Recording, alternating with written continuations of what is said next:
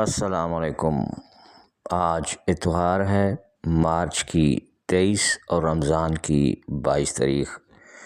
ٹیکسلا کی top 10 news کے ساتھ میں ہوں ماسٹر نبیل۔ ڈائریکٹر ایگریکلچر راولپنڈی ڈویژن سید افتخار بخاری کی وفاقی وزیر مملکت برائے قانون و انصاف بیرسٹر ملک عقیل سے ملاقات۔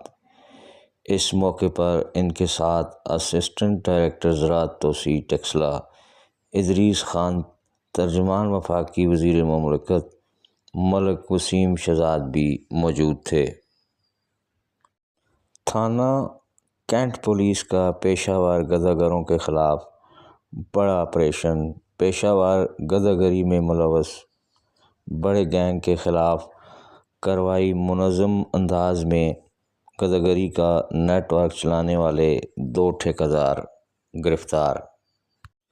ممبر قومی اسمبلی آسیہ ناز تنولی نے بنیادی صحت مرکز پنڈ نوشہری عثمان کھٹر لپٹھٹو کا دورہ کیا۔ اسپتال کے عملے نے صحت مرکز میں سہولیات اور نو تعمیر عمارت کے حوالے سے بریفنگ دی۔ انہوں نے بنیادی صحت مرکز پر موجود سہولیات کا جائزہ لیا۔ اس موقع پر شجرکاری مہم 2025 کے افتتاح پر بنیادی مرکز صحت میں پودا لگایا۔ سابق وفاقی وزیر غلام سرور خان نے سابق رکن قومی اسمبلی فیض اللہ سے ان کی والدہ کی وفات پر اظہار تعزیت اور مرحومہ کے درجات کے لیے دعائے مغفرت کی۔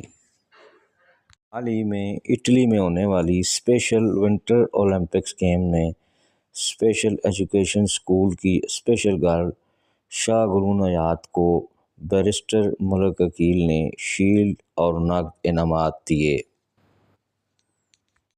ٹیکسلا سے تعلق رکھنے والے عمر خان، جو ایک جینوئن بائیں ہاتھ کے اسپنر ہیں، اس سسٹم میں اس کو بالکل ہی آؤٹ کر دیا گیا اور وہ دل برداشتہ ہو کر امریکہ سیٹل ہو گئے۔ پاکستان کرکٹ ٹیم نے ہمیشہ میرٹ اور ٹیلنٹ کا قتل عام کیا، جس کی وجہ سے ٹیم کا یہ حال ہے۔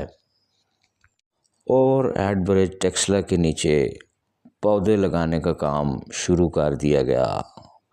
کل دن کو پل کے نیچے کافی بڑی تعداد میں پودے لگائے گئے۔ اطلاعات کے مطابق مزید پودے لگائے جائیں گے اور پورے پل کو سرسبز اور شاداب بنایا جائے گا، جو کہ پنجاب گرین کے منصوبے کے تحت ہوگا۔ 1 اپریل 2025 سے تمام ٹول پلازا کے ریٹ بڑھا دیے جائیں گے۔ تمام گاڑیوں کو اب اضافی چارج دینا ہوگا۔